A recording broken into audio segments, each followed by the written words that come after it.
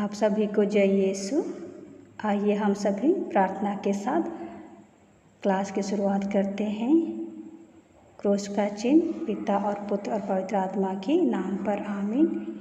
हे प्रभु ईश्वर, हम सभी पर अपनी कृपा दृष्टि बनाए रख, हम पर आपकी पवित्र आत्मा भेजकर हमें अपने प्रज्ञा एवं बुद्धि से भर दीजिए, जिससे हम आपके वचनों पर और आपके बारे में अपना ज्ञान अर्जित कर सकें और आपको जान सकें। पिता और पुत्र और पवित्र आत्मा की महिमा हो, जैसे वादे में थी अब और अनंत काल तक सदा रहेगी। आमीन। क्रूस का चिन्ह पिता और पुत्र और पवित्र आत्मा के नाम पर आमीन। अध्याय 17 में हम नबियों के बारे में पढ़ेंगे। यहूदियों के इतिहास में राजा दाऊद का सर्वश्रेष्ठ स्थान है। उन्होंने न केवल इस्राएल राज्य की स्थापना की, बल्कि यरूशलेम को राजधानी बनाई। और जब राजा दाऊद अपने वैभव के चरम सीमा पर थे, उन्होंने ईश्वर की दृष्टि में बहुत बड़ा पाप किया। उन्होंने अपने महल की छत से अपने सेनापति की पत्नी उरिया, जिसका नाम बतशेबा था, को स्नान करते देखा और उनका मन विचलित हो गया और वह उसे अपने महल बुलवा लिया और वह गर्भवती हो गई। फिर दाऊद ने उसके पति उरिया को युद्ध में सबसे आगे रखकर मार डाला। लेकिन ईश्वर द्वारा भेजे गए नबी नातान उन्हें बताते हैं कि उन्होंने किस तरह ईश्वर के विरुद्ध पाप किया है और उसे उस पाप के कारण वह प्रभु की दृष्टि में बुरा है वही किया। और इसलिए नबी नातान बताते हैं उन्हें कि तुमने यूरिया को तलवार से मरवा डाला और उसकी पत्नी को अपनी पत्नी बना लिया। तुमने उसे अम्मोनियों की तलवार से मारा है, इसलिए अब से तलवार तुम्हारे घर से कभी दूर नहीं होगी, क्योंकि वह पाप किया है तो उसके लिए पापों के लिए प्रायश्चित करना होगा। नबियों का प्रारंभिक इतिहास। मोआब के राजा बालाक के समय में बिलआम को हम इस्राएल के विरुद्ध भविष्यवाणी करते हुए देखते हैं। राजा दाऊद के समय नबी गाद ईश्वर की वाणी सुनता था। ऊपर दी गई घटना में नबी नातान राजा दाऊद को उनकी गलती का एहसास दिलाते हैं।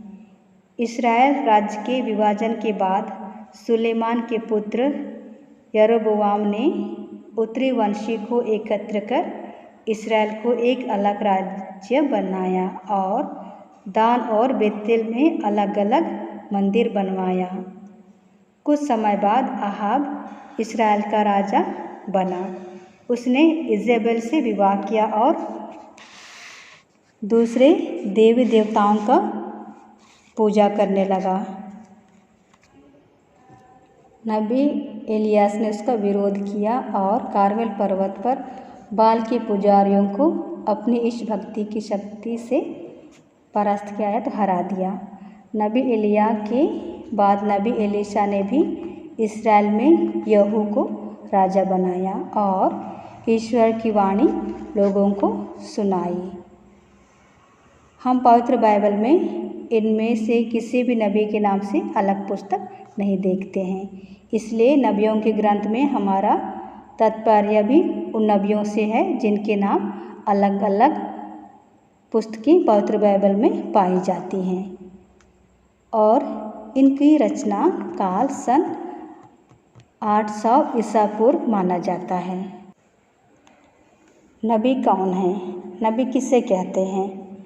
नबी शब्द इब्रानी भाषा के नाबा शब्द से आया है। नाबा शब्द का अर्थ है किसी के नाम पर घोषणा करना या किसी का प्रवक्ता होना।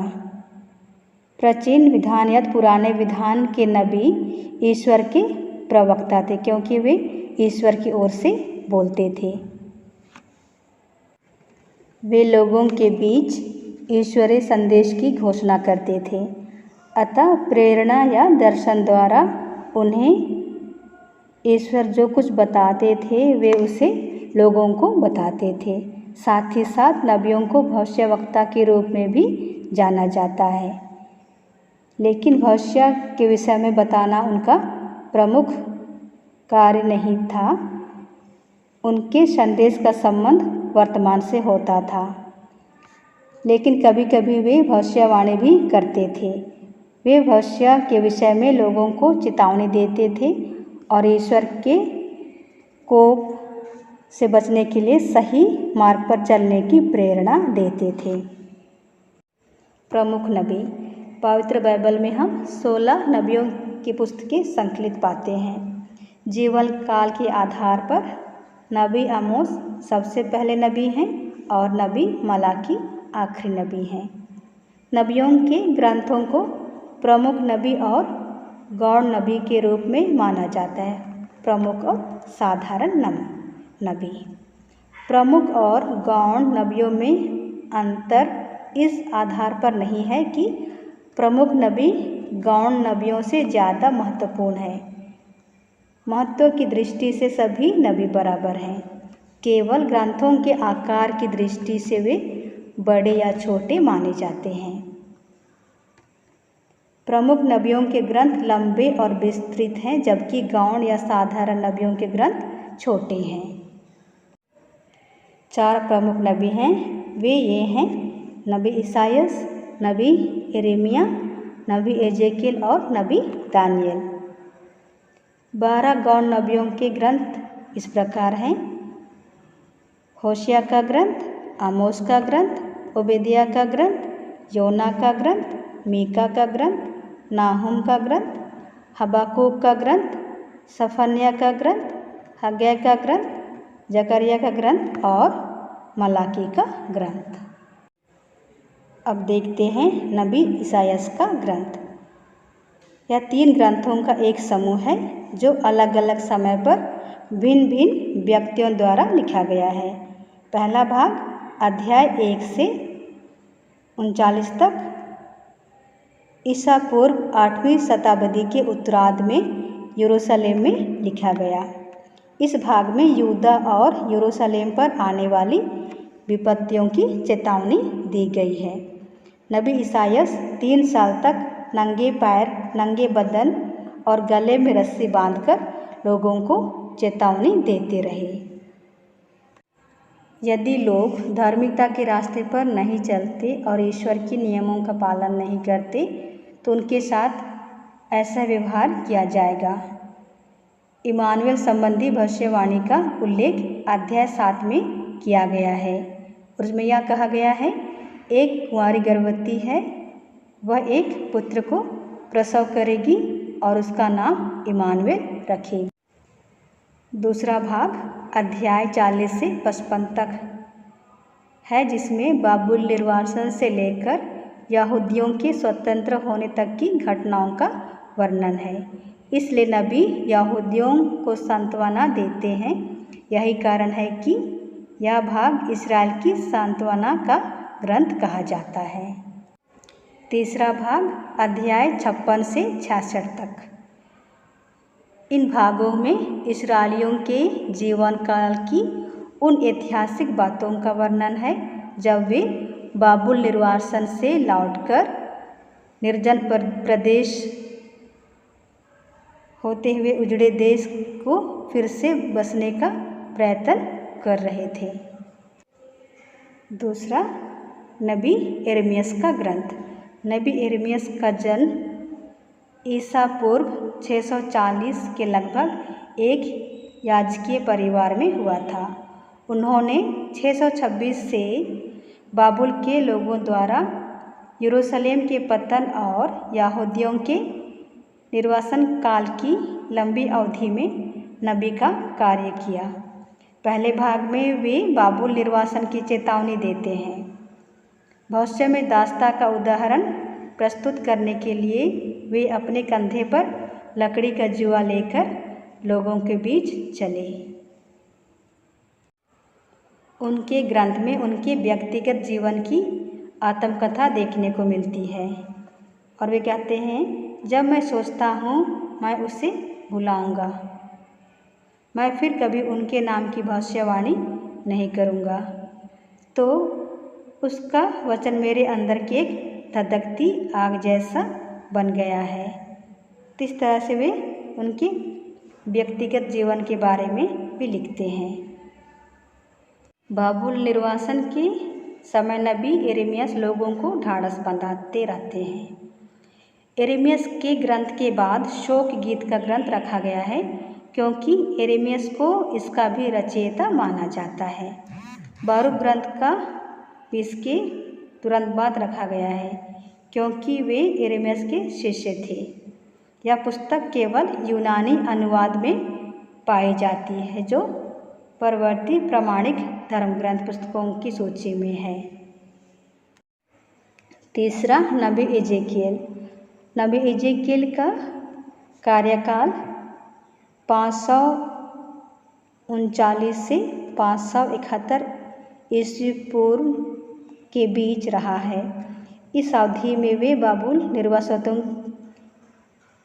निर्वासितों के बीच रहे हैं और निर्वासन के 5वें वर्ष में एजेकियल को नबूवत का आह्वान मिला। उन्होंने निर्वासितों के बीच रहकर लोगों को पश्चाताप करने का उपदेश दिया और उन्हें यह भी बताया कि इस्राएल का फिर से उद्धार होगा और यरूशलेम का पुनः निर्माण किया जाएगा। और वो ये भी कहते हैं, प्रभु सच्चा चरवाहा है, क्योंकि प्रभु ईश्वर यह कहता है। और वे यह कहते हैं कि प्रभु स्वयं अपनी भेड़ों की सुध लेगा और उनकी देखभाल करेगा। चौथा है नबी दानियल। यद्यपि नबी दानियल का ग्रंथ बाबुल के राज दरबार में दानियल नामक कुलीन युवक और राजा नबूकदनेस्सर का वृत्तांत है या दृष्टांत है, किंतु वास्तव में इसका यथार्थ पृष्ठभूमि मकाबियों के ग्रंथ में पाई जाती है। इसलिए इस ग्रंथ का वास्तविक कालक्रम दूसरी सदी हो सकती है, ऐसे माना जाता है। इस ग्रंथ के दूसरे भाग में विभिन्न प्रतीकों के माध्यम से लेखक ने मानव पुत्र आदि के विषय में बताया है। वह यह दृश्य है, वह यह कहा है, तब मैंने रात्रि के दृश्य में देखा कि आकाश में बादलों पर मानव पुत्र जैसा कोई आया। वह वयोवृद्ध के यहाँ पहुँचा और उसके सामने लाया गया। उसे प्रभुत्व, सम्मान तथा राजत्व दिया गया और सभी देश, राष्ट्र और भिन्न भाषाभाषी उसकी सेवा करेंगे। उसका प्रभुत्व अनंत है, इसलिए वह अनंत काल तक बना रहता है और उसके राज की कभी अंत नहीं होगा। इस तरह चारों नबियों द्वारा की गई भविष्यवाणी के बारे में बताया गया है। आप सभी एक बार खुद इसे पढ़ लें।